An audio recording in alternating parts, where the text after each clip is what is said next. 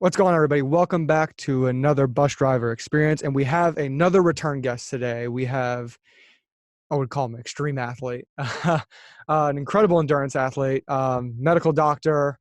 Kind of want to go into his past too, because he has an incredible past. I mean, this guy's been in the military. He's a medical doctor, orthopedic surgeon, and now an ultra athlete at the age of 53, is it? Yeah, 53. Yeah, 53 53. now. We have Shawn Baker back on the show. Shawn, how you doing today? Welcome back. Thank you for taking the call today. Yeah, Brent, it's good to be back, man. Yeah, I'm doing real well. I'm thriving in this time of isolation. It's kind of right up my alley 'cause I'm training a lot and just kind of being productive with the time. So yeah, life is pretty good so far. Yeah, it's fantastic. I know your Instagram page is always amazing watching your workouts. You know, the 176-pound kettlebell I think you have that you'll be swinging, or one of the other medicine balls you're throwing. You're doing medicine ball tosses over the shoulder. I mean, I just recently bought some tires from Riverside over to the house, and now I got some nice sledgehammer, just sledgehammer squats into that. So yeah, you could definitely be thriving in these times, especially when it comes to health, fitness, and wellness. Yeah, it's kind of funny. A lot of people will complain they don't have any time, and that's their excuse for not doing stuff. And now most people have more time than they thought they had, and so there's really no excuse from that standpoint. But many people are still just choosing to sit on the couch and not to not to do stuff, and they can't use that time excuse anymore.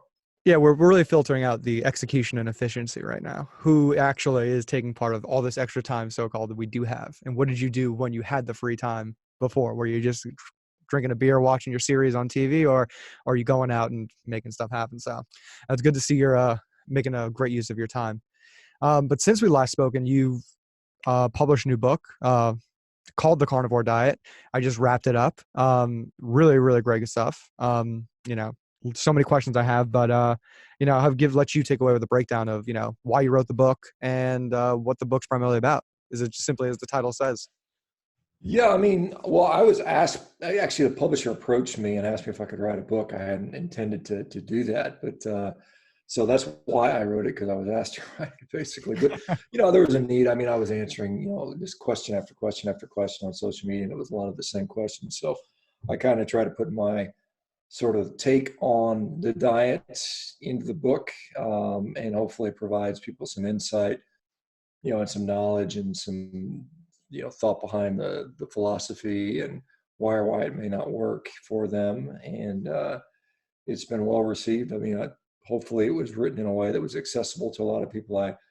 The target audience was kind of the general person that doesn't really necessarily know much about the diet or isn't necessarily coming from a medical background. So I intentionally kept it at a level I thought was as accessible to as many people as possible. And, while still including the science and, an adequate amount of references in there. And I think most people, have enjoyed it. And it's been pretty well received, I think, from a review standpoint, and doing pretty decent on sales. And so, yeah, I'm glad I wrote it, and hopefully it'll benefit some people. Yeah, I think it's whatever, tribe or diet thing you're going to read. I mean, it's just great to pick up on the knowledge and insights, because I know when we spoke last time before, and a few of the other carnivore members of different forums and groups on Reddit or Facebook, a lot of this is like, which is unfortunate, but it's self-research, and everybody trying to test and study and take in as much tests, from blood tests to glucose reads, whether they're the highs and lows. So some of the people in these groups are taking like a very, very, very well thought out testing for their for their blood levels, and to answer those really hard questions, especially one, for example, being saturated fats and cholesterol. Is an all meat diet really hindering or negatively affecting someone's overall health? And I think most of the general public doesn't get to see or know what an all meat diet looks like, because most people diets, I would say, are still a blend of omnivore diets. They really only count so little for the meat being the factor that that negatively impacts people's diets. Yeah, there's a lot of misconceptions around the healthfulness or unhealthfulness of meat. Just looking at the American diet, the standard American diet, which is pretty well accepted as not being particularly healthy. That diet, particularly when it comes to like beef and red meat, but beef in particular, only about 2.4 ounces of the American diet is beef a day. It's a tiny amount, and there's a lot of, it's a 70% plant-based diet already. And it's, to be fair, much of that is wheat, refined grain, sugar, seed oil. That's where a high percentage of that diet comes from. So it's not really, meat making up such a small part of the diet and then being blamed for the ills. I think that, when we talk about what meat actually does to people in isolation, it's very different from what it does in the context of a standard American junk food diet. I think that's a huge, huge caveat that you have to make. Fortunately, from a study standpoint, Harvard University just started a study on this carnivore diet. We've gotten several thousand people signed up for it, so we'll have some data. David Ludwig, Belinda Leonard are the primary researchers on this study. And it should hopefully move the narrative a little bit, because we have just, all we have is speculation based on, well, either positive anecdotes, which I've been sharing for several years now, and then sort of inferences based on a standard American diet, which is by no means anywhere close to a meat-based diet. It's not even, like I said, it's only a few percentage of the American diet actually comes from meat. So hopefully we'll be able to change the narrative a little bit. But for me, I wrote this book, and when I define a carnivore diet, it's basically a diet that focuses on meat, where your nutrition comes from, and then the plants are either fully eliminated or limited to the degree necessary to provide, the best health you can get. And I think and that's the most important part, is get the best health you can, in the here and now, because I think that there is this sort of belief that we can predict the future with regard to how long you're going to live, or whether or not you're going to get heart disease, cancer, so on and so forth, based on our nutritional practices and using basically nutritional epidemiology or some other really weak studies to make those predictions. And they just can't. And I think that's pretty clear. And hopefully more and more people will come to realize that, we really don't know. And there's so many factors that go into those outcomes: longevity, heart disease, so on and so forth, that diet, one, makes up a small part, but two, we just are never going to find out for sure. And so my sort of overlying sort of message tends to be, let's take this group of sick people, and we have plenty of them in the United States. You look around, there's so many, overweight, obese, diabetic, inflamed, chronically, depressed, autoimmune disease, whatever you name it. It's just never ending. Such a large percentage of the population suffers from that, and I think needlessly in many cases. And you can take those people and move them from that sort of situation into a more healthy or a fully healthy situation. And if we focus on that and use the things and the tools that we have to do that, we find that a meat-based diet for many people is an excellent tool for moving them into that category. I see people every day that go from sick, overweight, diabetic, so on and so forth, to no longer overweight, no longer sick, no longer on medications, and that arguably is a huge improvement. Mm-hmm. Yeah, I think one of the biggest skeptical idea, looking at the diet from the outside, is where are you going to get all your minerals? Where are you going to get all your vitamins? How can we absorb those things from meat? And could you explain to the lay person, where are you getting your vitamin C from? Where are you getting what's a big thing from? Where are you getting your chlorophyll from? Things that maybe, vitamin C, definitely over time we're supposed to get these, but a lot of people are being bombarded, when they're saying, hey, you need a certain amount of these plant minerals and vitamins that, some people didn't even know existed before, unless you paid attention to biology and understood, hey, this thing exists. It's found in, whether it's in water or certain bacteria or the grass that the animals do consume and gets passed on to the animals and blended into B12. Yeah, so that's a really good question. You mentioned chlorophyll. There's no human requirement for chlorophyll. That's just, when we look at the actual biochemistry, and this is, not even up for debate, quite honestly. It's just clear biochemistry. Our needs are essential fats, essential amino acids, vitamins, minerals. And that's what you need to nourish a human being, and that's never changed. Now, there are other compounds that come in plants that some people find are conditionally beneficial. Some people would argue fiber, some people would argue certain plant compounds, plant chemicals, polyphenols, things of that nature that do provide or can provide benefit in certain situations. But to call them essential is a huge stretch. And the question then becomes, what's optimal?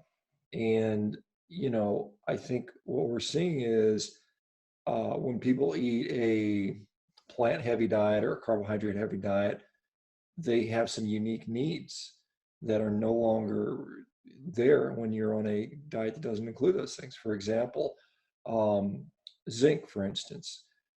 This is something even now the USDA has now recognized that if your diet contains a high degree of phytic acid, which comes from legumes, beans, things like that, to a point where if you're eating 1,000 milligrams of phytic acid a day, your zinc requirements double. And if you eat 2,000 milligrams of phytic acid a day, then your zinc requirements triple.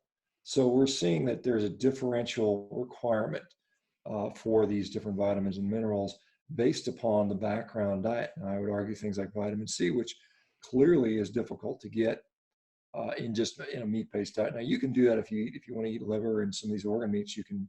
You can potentially hit the RDA of vitamin C, or even what's considered the optimal amount of vitamin C if you really want to eat those things to a large degree. However, again, vitamin C, we see there are co-transporter vitamin C and glucose that competitively inhibit each other. And so if you've got a lot of glucose floating around in the digestive tract, you're going to inhibit vitamin C absorption. If you have a lot of glucose around, you're going to inhibit vitamin C crossing across mitochondrial membranes. And so, magnesium is another one. Magnesium is a cofactor for many, many steps in carbohydrate metabolism. And so many people are deficient in magnesium. And A lot of people. when we're eating a high carb diet, our magnesium requirements go up significantly. When we're no longer eating a high carb diet, then our magnesium requirements are likely lower, and therefore probably it's harder to be deficient in magnesium if you're not eating carbohydrates. And so there's all of these factors there that change our requirements. You can go back to the 1800s when they're studying beriberi, early late 1800s, early 1900s. They saw animals that ate high carb diets required more thiamine in their serum, serum levels of thiamine, so they didn't get the disease beriberi. However, if they were on a low carbohydrate diet, they could have much lower serum levels of thiamine and still not get the disease. And so again, we see all these different differential requirements, and then it just goes on and on and on. And so the bottom line is, we now have tens of thousands of people who have done this carnivore diet, and I would argue we've seen basically no evidence of mineral or vitamin deficiencies to any significant degree. Certainly, what we're told would happen. No one's gotten scurvy that I'm aware of. I've not seen anybody. I've been doing it for 3.5 years, and I continue just to thrive athletically and health-wise, and certainly no signs of vitamin C deficiency on my end. And I'm just eating meat basically. Yeah, I mean, it really seems like, from all the carnivore people who are practicing carnivore, I mean, they also have that really steady flow of working out and taking care of yourself, in the regimen. I mean, that's something you can't really test for. I mean, or something you can test for and have that variable in. But, most of the people I see are usually, going for it to get an extra advantage. Like, hey, maybe I'm going to try this because I'm going to be able to, push more, pull more, whatever someone's working on the gym, or achieve a certain level of workout goal. I know definitely that's why I've done it and why I've gone after it. It's not your typical, hey, I'm just going to eat meat. I know it is for some people, especially with autoimmune diseases, which it's shown great. It's helped people get massive improvements in a hold of their autoimmune diseases. One of the biggest ones I'd see, you'd see this in movies like Game Changers, or even other medical professionals I'll speak to, is endothelioma function, where they're talking about what's the blood pressure, and how much is meat contributing then against a carbohydrate diet, even though I don't think everybody's testing for just an all meat diet. Um, so, how are people's, have you seen tests or your own test of, endothelioma function where, your blood pressure has increased or it's been constricted and has raised blood pressure levels? I haven't seen too many people do, dedicated tests on endothelial function. There are some really obscure, expensive, rare tests that people can do, and it's just not something most people do. I have seen, however, a lot of people with blood pressure uh, improvements by and large. I've seen a few people early on, particularly during a transition phase, where they might see a slight bump in their blood pressure, but by and large, and you have to realize that anytime somebody talks about one single mechanism, there's a whole giant system of complexity around that mechanism, lots of inputs and lots of mitigating and exacerbating factors that you have to look at. So we really want to look at the big picture outcome. And I think blood pressure, is one of them, along with, body composition, visceral fat, so on and so forth, Mm-hmm. for aortic calcium scans, CIMTs, and things of that nature, performance in general, body, those things all play a role. But um, the general trend has been, as people improve their metabolic health, and that is often losing weight, it's often improving, diabetic pathophysiology if it exists, chronic inflammation, then we see blood pressure fall pretty reliably. Mm-hmm. And we see it fall with insulin. As insulin falls, blood pressure falls. I think there's a lot of overlap and causation between those things. And so, in general, yeah, I've seen people basically come off blood pressure meds pretty reliably and normalize their blood pressure on this diet. Yeah, that'd be an interesting test to have for people who maybe don't exercise necessarily and going on the carnivore diet and, experiencing very, very heavy or massive weight loss and then reading the endothelioma functions. Is that blood pressure dropping even though they aren't exercising? Maybe the metabolic rate's changing, but, they're not putting in, that exercise or that extra effort that's providing it because, as other medical professionals would say is, well, cholesterol is is the main thing that we're scraping out of people's arteries, um, not sugar when we're, doing different exams on people's hearts and also their, just the whether it be the veins of where the blood's traveling through. So uh, that'd be an interesting one. Yeah. Again, it's so hard to control experiments because you're dealing with people and people never are truthful, even when they go to the doctor, of what they're putting in their systems, how much exercise they're getting every day. It's really a nightmare. And that really reflects a bigger point, with a lot of these, just all these health studies. I mean, these nutritional studies where they ask people what they eat and they're not accurate. I mean, there was a nice study that came out of Germany 2 years ago where they tried to verify the food frequency study, and they found that, when they actually measured and actually weighed what they ate, and then what they thought they ate, what they try to remember, they were overestimating vegetable intake by like 82%. It's just a guess at this point. And so that is what much of our nutrition data and knowledge comes from: these people overestimating, underestimating, not being able to remember. And that's what we use for trying to develop policy and make decisions on how we should feed people. And I think it's kind of a bit of a disconcerting thought. Well, it's like the whole shtick, if like you go to the doctor and it's like, oh, you're eating your vegetables today. No, oh yeah, absolutely. It's only 10 a.m. in the morning. So you've eaten, 2 servings of your 6 servings you're supposed to have today already. Like, oh yeah, I had broccoli with breakfast. And it's like, no, you didn't. No one else is following that. And that's usually what the doctor is following in terms of what people should be eating and how many servings, as well as the size of what they should be feeding. Um, and I also think it's, it plays into, the extreme capitalism we have in society today where, policy can be affected by, how much money and how much, people are going to be putting into a certain study and what kind of results they want coming out of the study and, pushing that study back on other people.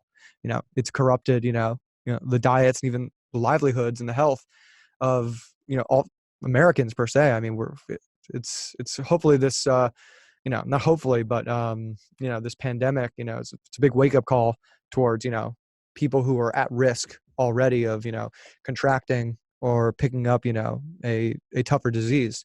And I know obesity and, and just being overweight in general, and then all the symptoms that come with that, whether it's diabetes or, you know, heart disease, or high blood pressure. You know, we have a high respiratory or respiratory factor virus that's spreading.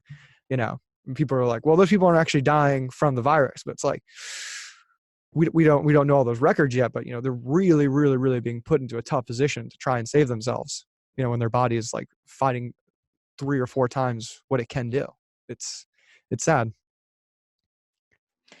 Yeah, I mean, it's, this is just there's a lot of controversy about this virus. I mean, it's, there's a lot of people have different thoughts on, you know, is it really causing that much death? Is it really even, is it a conspiracy theory? I don't want to get into some of that craziness, but, No, me neither. uh, but I mean, it does underscore the point that we have generally a chronically unhealthy population. And, you should be able to get a cold or a virus and not succumb to that. I mean, for most, if you're 85 and you're on, at the end of your life, obviously that's a different story, but, you shouldn't be 40 years old and, be on 6 medications and have 3 or 4 or 5 different disease processes going on. That's just not normal, for a person in midlife. I mean, you should be healthy and, systems should be working all fine at that point in your life. And so many people, unfortunately, are not in that situation. So when they do get some sort of stress to their system, they're very, they have a very hard time coping with it. And this is a criticism of the healthcare system in general, that we can't fix that, and we spend $3.7 trillion a year on healthcare, and we have a population that is arguably the sickest it's ever been. That's a problem. That's a real sort of, in your face wake up call that we're doing the wrong thing. And, like I said, I'm trying to do my part to alter that in any way I can. And hopefully, more and more people will wake up to this. And maybe this coronavirus epidemic thing will, or pandemic rather, will, wake people up to that fact, because, the healthcare system is, I mean, one of the reasons it's so stressed out is because we're just overburdened with chronic disease, which shouldn't be there, certainly not to the degree that it is. Yeah, I mean, that's one of the another interesting factor about your book, you know, and what other people would say. I think even vegans would say, you know, it's like, oh, you look back, you know, we never had these, you know, what was the word you used? Certain kind of diseases, like, you know, the diabetes, like, you know, other cultures don't even have a word like that in their vocabulary. It just doesn't exist and never has happened. And, you know, we suffer from it, you know, on a violent scale. Violent, I mean, because it's just so aggressively, you know, affecting our culture and our society, livelihoods, and whether people can get healthcare or not. Um, I think, you know, what the other big one is, you know, heart disease. And you talked about this as well in the book, is that most people are still going to get heart disease. And, you know, I think you made the point that even heavily plant eaters or vegans are, you know, one of the biggest causes of death, that they're not causes, but, you know, things that they eventually succumb to is a heart disease. You know, how and why is that still something that affects, let's say, vegan or vegetarians, as well as, you know, just regular man in general? Um, heart disease is, going to be multifactorial. I mean, there's a lot of things that are, some are beyond our control: age, sex, genetic history. Things that obviously smoking is a huge factor for that. When it comes to dietary choices and what it does, I mean, obviously, a vegan vegetarian diet, a diet that's low in fat, has been associated with lower levels of LDL cholesterol, also lower levels of HDL cholesterol. It can be associated with higher levels of triglyceride, depending on how much carbohydrates in the diet, or particularly fast-acting refined carbohydrates. And so, uh, whereas a ketogenic diet, a high-fat diet, even a carnivore diet, for some people can cause an increase in LDL cholesterol. And the question becomes, how relevant is it in each of those situations? And I would say that, I think it's unique to the individual situation. And we know that in the absence of inflammation, in the absence of diabetic pathophysiology, in the absence of elevated triglycerides, LDL cholesterol. I mean, just plain old vanilla LDL cholesterol. Now we can talk about oxidized versus glycated cholesterol. Those things have different likely meanings as far as progression of disease. And so it's not just a black and white, hey, your cholesterol's high, therefore you need to lower it right away or you need to be on some medication. It should be a more nuanced conversation. And there's a lot of things you can assess, or instead of assessing a risk factor, you look at, disease, and you look at the whole package of risk factors. And most physicians and most people don't have either the time or the knowledge to do that, which is unfortunate. Mhm. I would say that the biggest thing is just always people like, no, you can't do this. We're vegetarians or vegans, and you had a great point about this in the book. And I know from knowing you and just following you and reading the book and whatnot, it's you're not advocating everybody to do this, and I think the biggest thing and the toughest thing is that our healthcare or even our nutrition care has been like, hey, we're trying to do this for 330 million people. This is going to be good for everybody, but in order to do that, you need to take the time to figure out it for yourself. However, this what's the phrase you use? People are emotionally invested in the diets. Why are people so emotionally invested in their diet, and why do they want to dictate the diets of the people around them?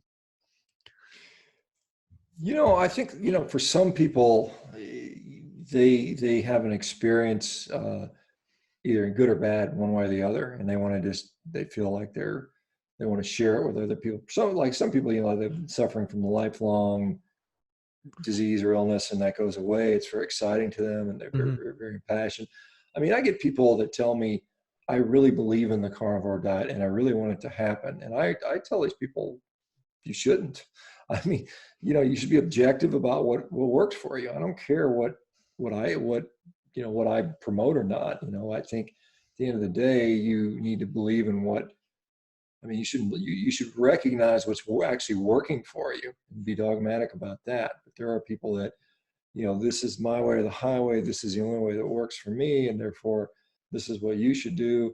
And I know it's kind of a cop out to say everyone's different. Everybody should do something different. But I do think that, regardless of what may or may not work for a large percentage of the people, whatever works for you is what you should be focusing on. I think you need to be objective about it. I mean, just critically objective about what's going on and what's working. I mean, there's people that will accept a negative outcome just because it sort of, allows them to continue with their beliefs. And we see that particularly in the vegan community, where, some of them will concede, hey, it's not really about health. And I saw some vegan activist protester and say, um, they were chanting their various chants about, this and that is not worth eating animals. And they said health is not worth eating animals. And that to me struck me as particularly odd, saying that your own health is not worth it. So that gets to the point where these people are really just, they turn it into a religion. And I try as much as, there's as much as there's this sort of tribalism, and, obviously people that sort of follow what I do can become tribalistic. And I try to set it out there as much as I can within reason, and say, look, you gotta ultimately do what works. And if an all meat diet works for you, great. I'm there to support you, and I think there's good reason for it. But if you add some fruit in there occasionally and that works for you too, great, good for you. I'm not going to be the one to tell you that it's not the right thing for you. Yeah, I mean, what it comes down to, it's first of all, it's just unbelievable that especially if someone's health isn't impacted, but they'd rather have the negative health aspects for somebody else. That's a part of it, the dogmatic parts of any diets, where they become so emotional or even dogmatic in a sense, like, hey, this is the only way, and screw your own health. We need to put that completely aside. But I mean, there's another big problem with America right there, our tribalistic tendencies. Um, what was I going to go into with that? The um,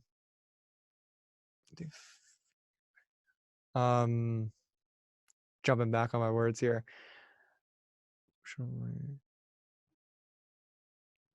I've lost that thought right there. I was wanted to go into what we were talking about right there, the dogmatic parts. Oh, it comes back down to like, one of the biggest factors I say for vegan vegetarianism is like factory farming, or just even the killing of animals just in general. For some people, animals mean more to them than other human beings. Um, you know, as being a carnivore and as being a meat eater myself, it's always been like, how can I, responsibly still, because I think, factory farming still is like just insane how we, slaughter these animals, and then eventually what it does to the land around it. What have you done any research on that? And are there any, more positive ways or, cost efficient ways that people can source their meat and, get good quality meat and consume? Well, yeah, there's some tremendous data coming out now on, environmental impacts of meat, when done regeneratively. I mean, that is, I just interviewed a guy named Alan Williams, who's professor of environmental studies, and he's been doing this stuff for decades and putting out all kinds of research, and it's showing that clearly, number one, that animals raised, with appropriate grazing patterns, uh, absolutely are a net carbon sink. They benefit the environment in many ways.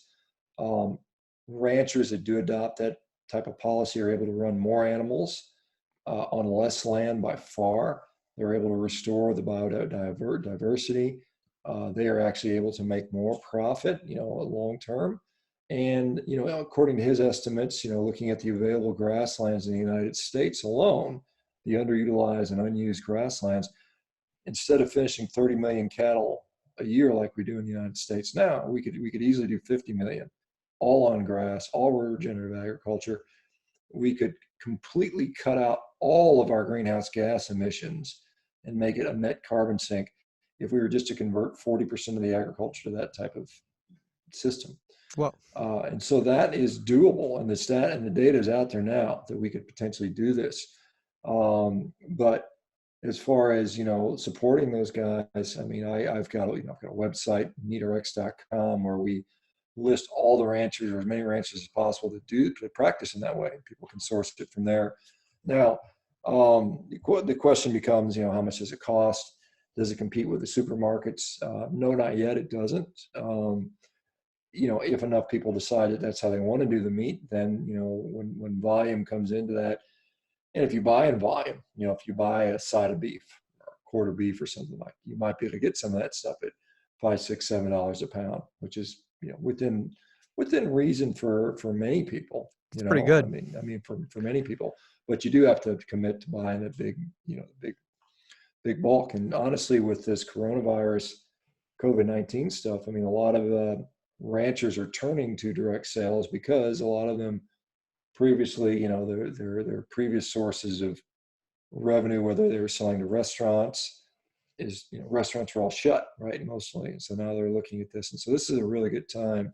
And I don't know when this podcast is going to go out. I assume it's still going to be during these quarantine times, but this is a really good time to sort of maybe get a relationship with these guys. And I think it's, in the context of a carnivore diet, I mean, I eat far less food than I ate before. I waste almost no food.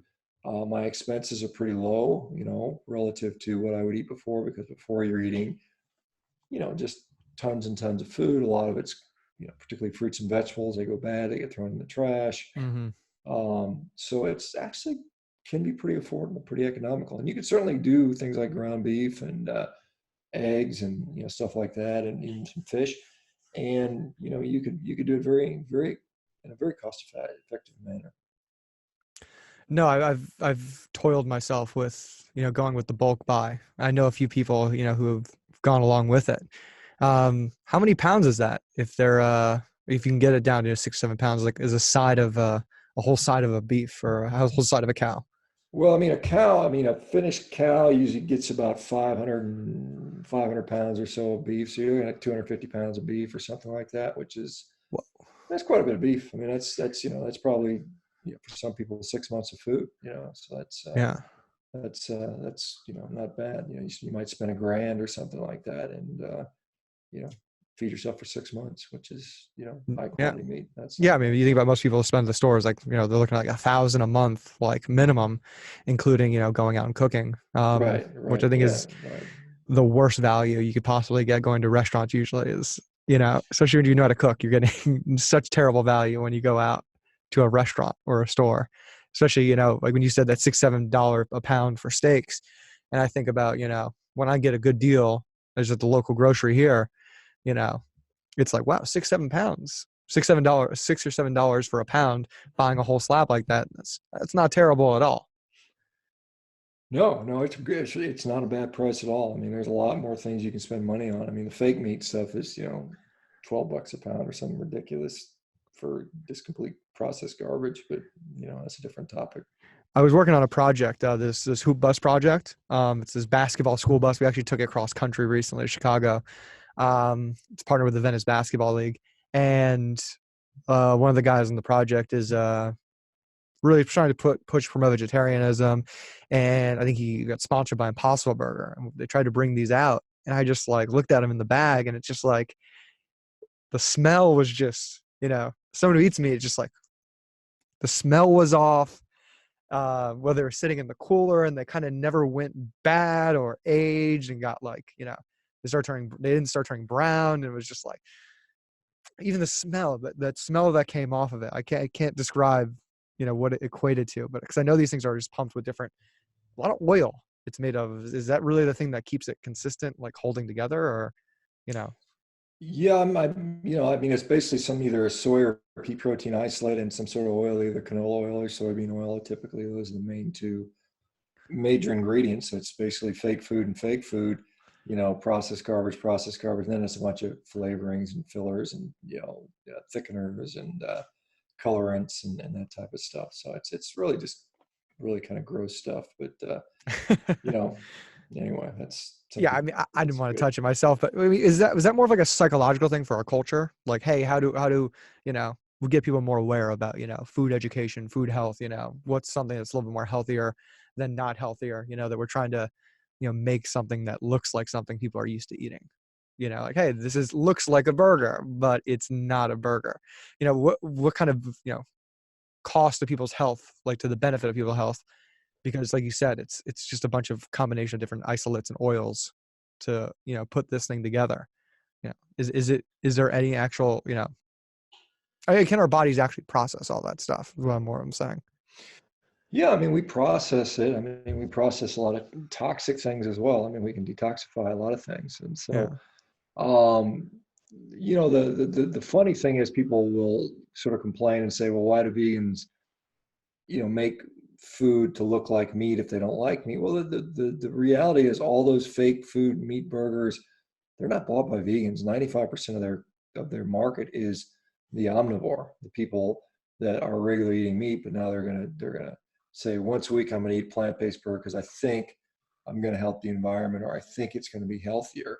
And they bought into the sort of the propaganda because one, it's not healthier, and two, it's not really helping the environment either. And so it's just it's a very good marketing campaign, and it's designed to make a lot of money for investors that are investing in this alternate protein market. And this thing is projected to be 100 billion, 140 billion in the next, by 2030. So that is where there's a lot of marketing push. Celebrities being paid to push this stuff. They're paying restaurants to put it on the menu. I mean, they're just really trying to create this market, and they know because it's so profitable. I mean, these are cheap ingredients. They're cheap, highly profitable ingredients, plant, waste products, basically, in many cases. They just use that and they can sell it to you and say it's good for you. They greenwash it, say it's good for the environment. They health wash it, say it's good for our health. And none of those are really true.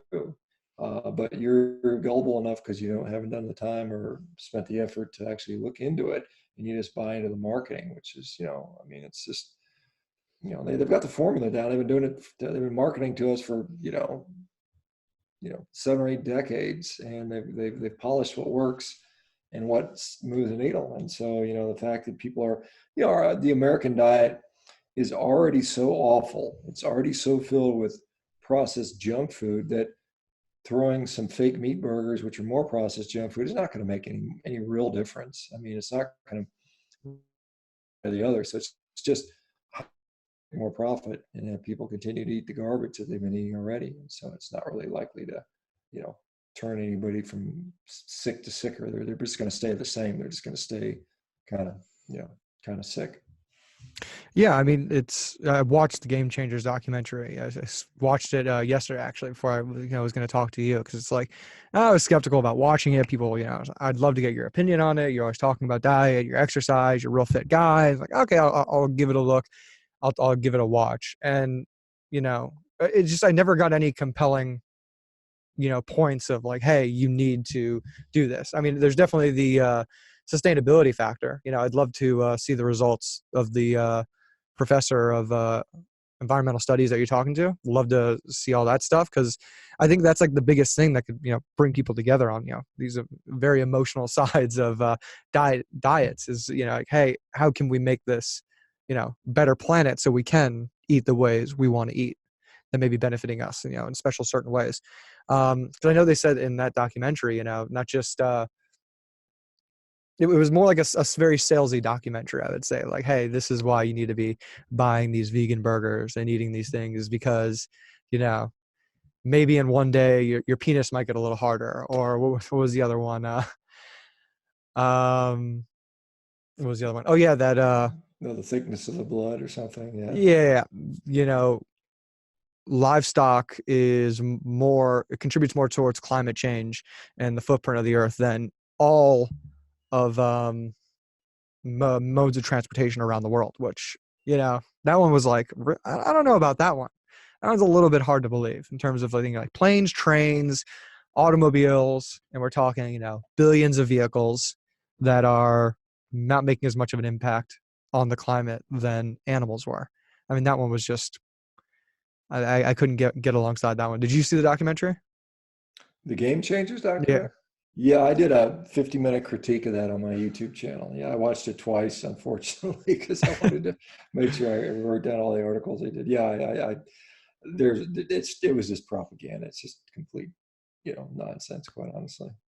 Yeah, I mean, you mentioned something in this book. More people have been killed, injured, or psychologically damaged because of stupid nutritional advice than the combination of all the wars that have happened in the last century. I think it's a pretty out there statement, but you know, when it comes down to seeing like who has been factoring, who has been paying, and I hate being a conspiracy theorist, but it's not really a theory anymore. We know the sugar industry has, conspired to pay Harvard studies to say that this is going to be good for you. And then they did this in the medical industry. And it's something even Game Changers advocates that, hey, doctors, scientists, different industries are, paying, even probably them themselves to make sure, we're going to say the studies are going to say what we want them to say, and, the onus still comes back on the individual. We see this across all of our, problems in our society. We can't rely on so many other people to do the work for us. We have to find out, we have to take the time, practice a diet, try this to a certain mode of exercise, understand your local politics, why things happen. Don't just trust and rely on one person to figure it out, because, in the end, human beings are, deceptive, manipulative characters and creatures, and we are capable of pulling off some dastardly things, for the sake of other humans. So yeah, I mean, sorry, I went into a PSA right there, for other people, because I think it's, one of the onus and ownership is the biggest thing lacking. And yeah, it's happened with our diets, it's happened with politics, it happens across all of our society. So I'm a big proponent and thank you of your work. You do, because it's just, hey, I'm not telling you what to do. I just think people need to wake up and try something for themselves before they know if it's right or wrong.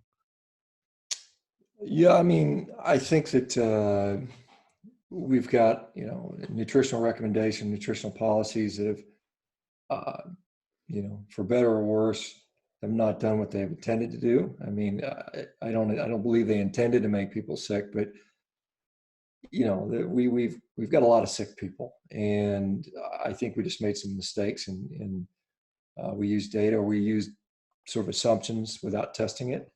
And, this kind of goes back to probably 1977 with Senator McGovern and his sort of hearings, and in the 1980 dietary guidelines, when we first started doing those. And, arguably we were better off without the guidelines. I mean, I talked to a guy named Gordon Guyatt, who is a professor of,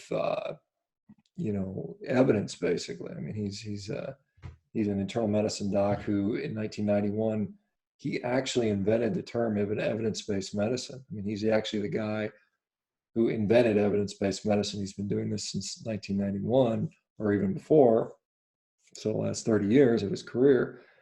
And he basically, when I interviewed him, he basically said, look, the evidence around nutrition is so weak, we probably don't need to have nutrition guidelines because we can't figure out what people should be eating. And then, he was one of the co-authors on that very controversial study last year that said red meat was not harmful at all. There's no evidence, strong evidence to suggest we should cut back in any way. Obviously, that got a lot of pushback from the sort of the status quo folks. But, this is a guy that probably knows evidence better than anybody on the planet. And he basically says, look, the collective evidence, and they did the largest review ever on red meat that's ever been done. And they said, looking at the collective evidence, there's no real strong evidence. And so, that's I think it's a pretty powerful statement. Yeah. I mean, that's an interesting way to put it. Like, I know there's this one independent university, Thaddeus Russell. I don't know if you've ever heard of that guy. Anyways, he runs his own online university where he's just like, hey, I was a professor in universities. This is just ridiculous how much we're charging and the certain levels of education of these classic liberal arts educations that we aren't getting anymore. So he's made these, it's called Renegade University. He's an interesting cat. But same thing, the certain amount of guidelines we're actually putting up there. I just thought of that now. It's sometimes might not even need it, might actually pool and messy the waters for people's minds than actually benefits them. That's an interesting way to look at it. Because I think that there is way too many things out there. And that's where the snake oil salesmen or, any good marketer, can put together a supplement and says, oh, this is why you need this. Do you have this in your diet? And it just becomes, again, the burden on the individual and, eventually the taxpayer. I think a lot of people don't realize that, the collective health of everybody around you ends up hurting everybody. And, whether it's in your pocketbook, whether that's, just people getting sick right now, let's so to say in this pandemic, we're only as good as the lowest common denominator around us, especially when it comes to health. Yeah, no, I don't disagree with that. That's just kind of an interesting observation. Mm-hmm. What was the biggest thing? You were going back to Game Changers that you said that you you picked it apart. I got to watch this 50-minute video. What was like the biggest thing you just well, you got from I think this is a thing. They go in and first of all, it's all plant based, so it's it's kind of a vegan sort of champion as vegan athletes when they sort of say plant based, which could mean anything. It could mean I eat a lot of meat and plants. Like Tom Brady, for instance, they kind of reference him. When you look at Tom Brady's diet, who arguably is one of the better, potentially best quarterbacks in the NFL, and while he doesn't eat a diet, he eats a lot of plants in his diet. 20% of his diet comes from meat, fish, and eggs. Right? That's more than the average American. The average American does not get 20% of his diet from meat, fish, and eggs. They get much less. So he's actually eating more meat than the average American, or those products. And the rest of it is just not junk food.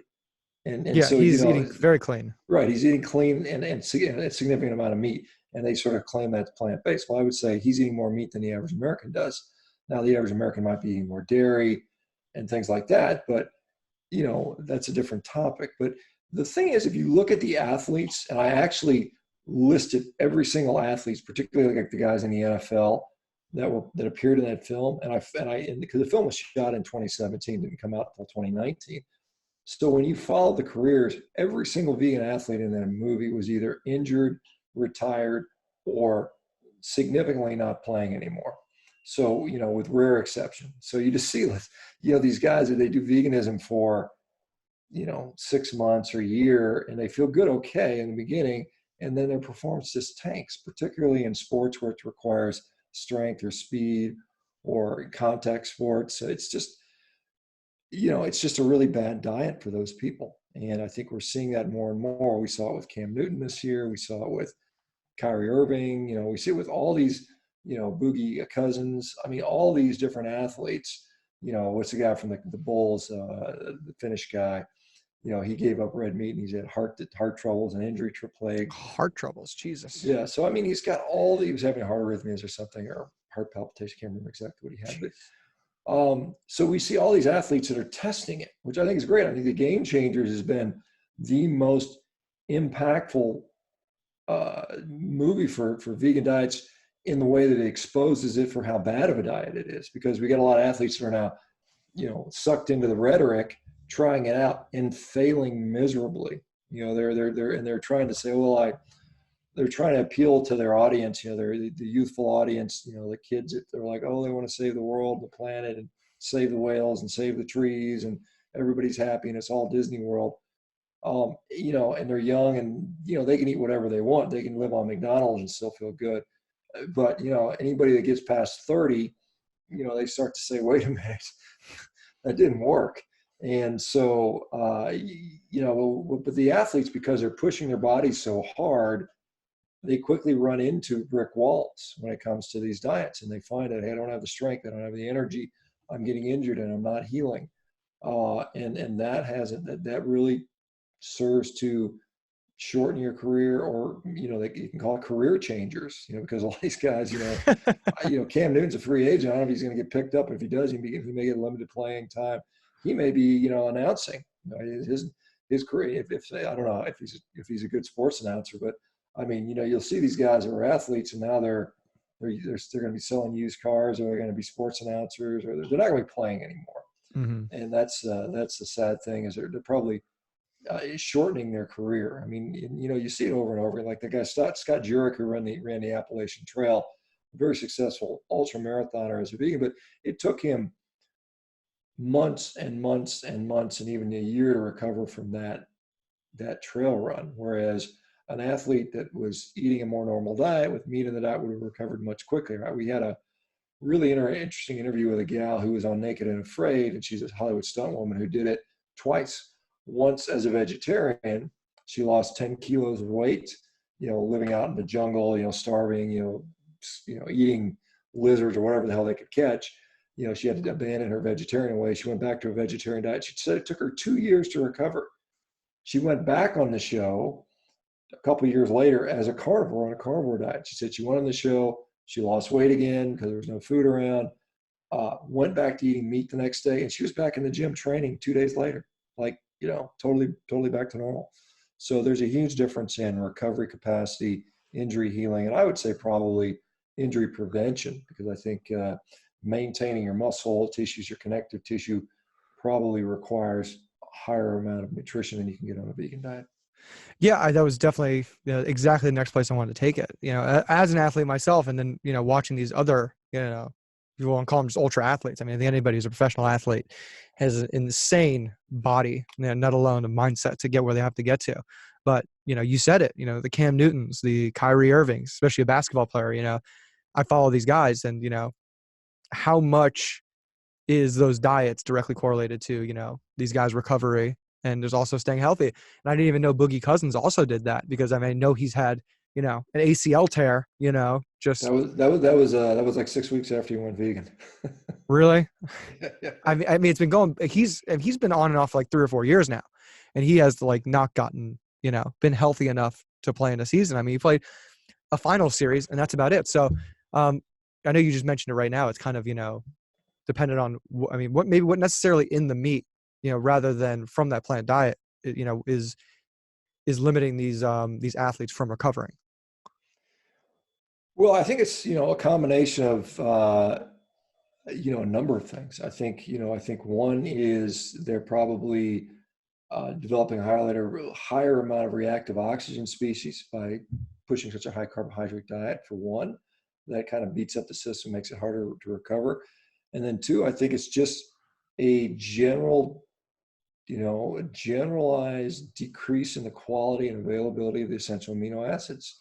There was a recent study that came out looking at availability of amino acids, comparing plant-based proteins to animal-based proteins. And these were proteins these were supplements. These were protein powders, and they were whey protein versus a plant protein, which were equalized and normalized for essential amino acids and leucine content. I mean, they were one for one, same inputs, but when they looked at the blood concentrations of those essential amino acids, they were much higher from the animal derived product, and from bioavailability standpoint. And that has to do with the fact that plant compounds have anti-nutrients that interfere with the absorption of minerals and certain macronutrients. Polyphenols, for instance.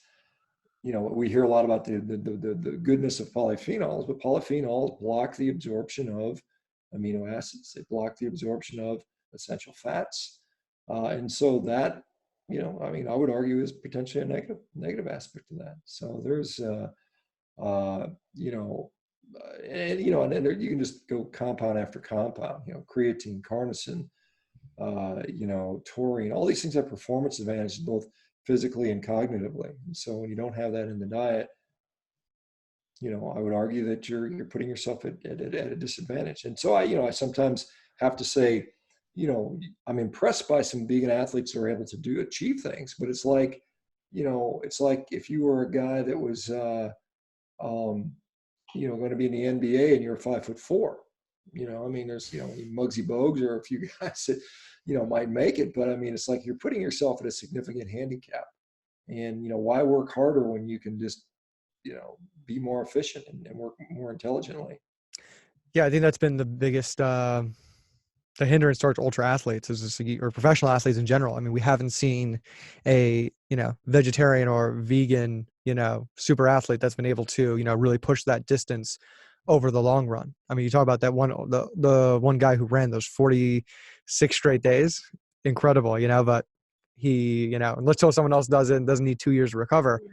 Well, I mean, and that's what happened. I mean, Scott Jurek, sets this Appalachian Trail, and I don't know how many people have attempted it that have had an ultra marathon background. I suspect not that many, but he did it, hurt himself on the run, tore his hamstring, struggled through, still made it. But I mean, within the last 2 or 3 years, 3 other guys have beaten his time by they've smashed it by 4 or 5 days.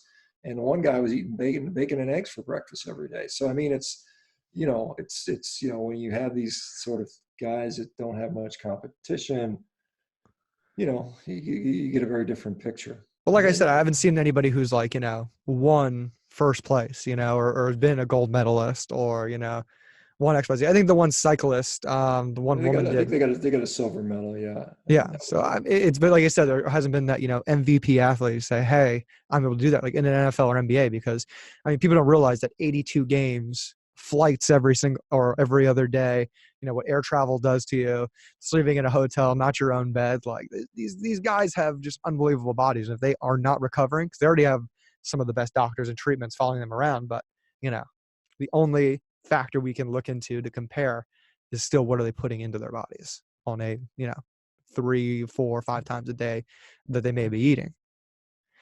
Comes back to food, so that's where, especially in the pro athlete thing, I can't be, I hope Cam Newton can recover, because that shoulder, and it's funny, Kyrie Irving also has that shoulder injury as well. I almost thought it was a shoulder thing that they can't recover on. Oh, well, Cam had his foot, that was this Lisfranc fracture of his foot, which, or sprain rather, ligament injury, which was what basically put him out, but he was also dealing with those shoulder issues. So, yeah, I mean, it's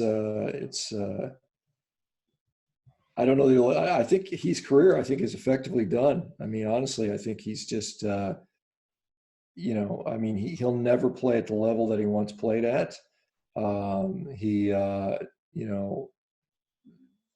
whether it was because he went vegan or not, it's hard to say. But certainly, I would say that it didn't help, and it certainly hasn't helped his recovery. I mean, you look at guys like Patrick Mahomes, who had a patella dislocation midway in the season, and what happened to him? He bounced back, recovered, and won a Super Bowl. And he's a meat eater. So I mean, these are obviously anecdotal Yeah, It absolutely really is. Yeah. anecdotal. We're saying right now, both of us. But it's funny because I mean, I remember like I've had some major surgery, ruptured and tore a kidney, had to, get that thing patched and fixed up. But from my own research and what other people said, if you're going to be cut open at all, you better be eating a certain amount of protein and a certain amount of iron. You might be getting back into your system because, you're exposed, and in terms of recovery and getting, they're very small, microscopic, kidney, because they do it like through the stomach now rather than cutting you open like a jar or a can, excuse me. They I just didn't want to take that chance. It's like if something can help, and especially help with rehealing tissues in your body, I mean, you got to do it. You can't.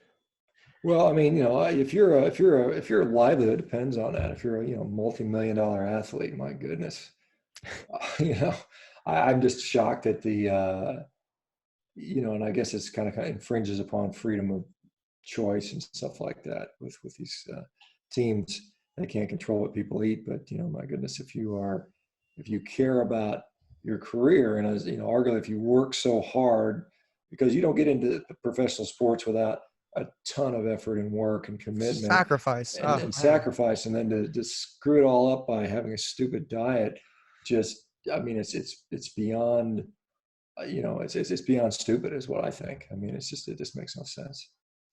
No, I don't want to be respectful of your time, so I'm going to start closing up, wrapping up. What I didn't know about you in the book, and as a guy who's lived overseas, became a rugby fan once, living with a bunch of Brits and Australians in Kuwait. But I didn't know, like, did you play with the All Blacks or like against the All Blacks, or I mean, did you have the opportunity to do that? Because Yeah, that's, as a rugby fan, that's amazing. so I played in this Premier League in New Zealand in a place called the Waikato, and so I was on the team I had. We would play regularly against teams where All Blacks would be on the team, so I would be on the field against New Zealand All Blacks, but I wasn't playing collectively against the entire team. But I played against really high caliber players, and this is only my second year playing rugby, I think, or something like that. Because I was just a pretty natural athlete. I could jump, I could run real fast. I was strong, so that was quite an honor to do that. And playing these big giant stadiums, whereas in the United States, when you're playing in the, you know, behind some middle school with 50 people watching.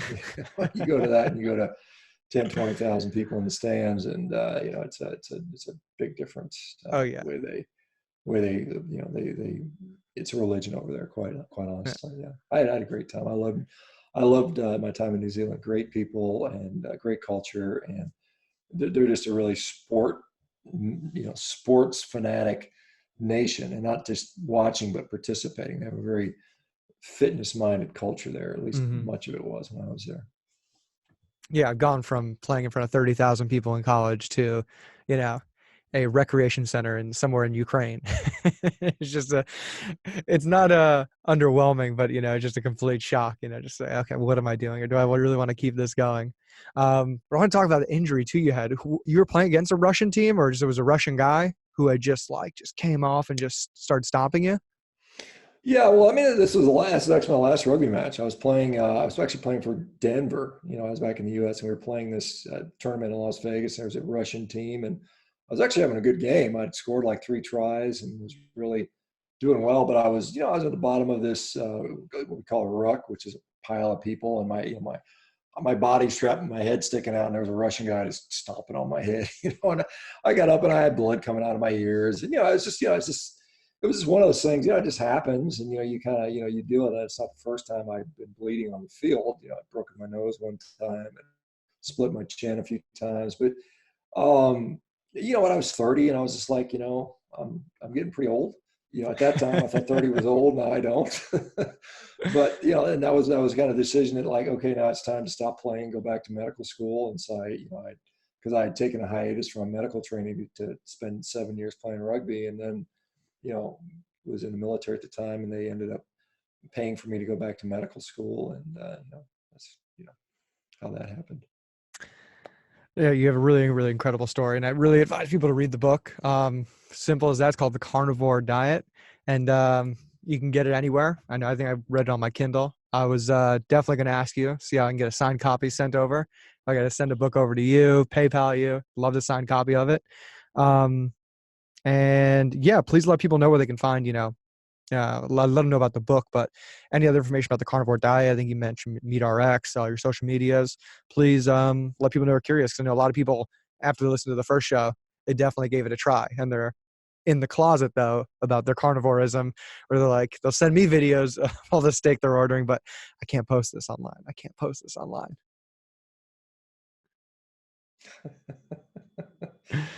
Yeah, be proud of eating your steak. My goodness, who cares? You know, I mean, why would you worry about eating a damn steak? I mean, you know, I gotta tell you, I mean, I'm really super excited about meatrx.com. I mean, I spend every day there, every morning. I interact with people. We have online, virtual, you know, video meetings. You can get in there and we can speak directly.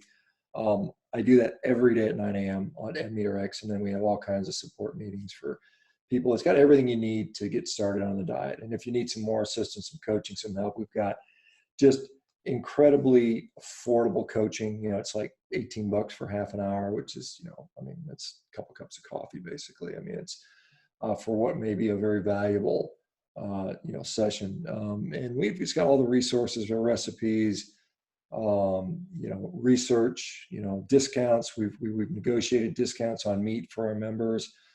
So it's well worth, I think, a good venture. And we're growing and adding things all the time, and so it's a pretty nice place to be. Social media, you know, Instagram. I'm at Shawn, which is SHAWN Baker BAKER 1967. I've got, you know, pretty, you know, I guess interesting following there. Sometimes I piss people off and they leave, and sometimes they come back, and you know, sometimes you know, I tend not to pull any punches, and you know, whatever. Some people like it, some people don't. I'm on Twitter, SBakerMD, and then on YouTube, I upload a YouTube video almost every day, and you know, again, same sort of thing. Some people get pissed off by what I have to say, some people don't, and some people like it. So I've learned that you got to have thick skin if you're going to be in social media, and you know, you can't please everybody. You know, so you know, no matter what you do, somebody's going to like it, somebody's going to complain about it. So it's just the way it goes, and you know, I'm just who I am, and anyway, I'm having fun with it. This has been a very interesting second half of my life, I should say. As you know, I'm in my 50s now, and yeah, still enjoying things. Ain't that the truth about thick skin and social media? Shawn, thank you again. Really appreciate you taking the time during these weird times to come on the podcast. And everybody else, thank you so much for tuning in. Make sure, go ahead and like, comment, subscribe if you're watching this on YouTube. If you're listening to this, go ahead and hit the subscribe button. Go leave us a 5-star review. Definitely a great way to support the show. And there is a Patreon thing. If you really, really love this podcast and you want to support this way, there's ways to do that. You know, got to keep this bus moving, keep the bus afloat. And that's pretty much it, guys. New podcast, new videos always coming out. So stay tuned and hit the subscribe button. Have a great day, guys. And thank you again, Shawn. Oh, you're welcome. Thanks, Brandon.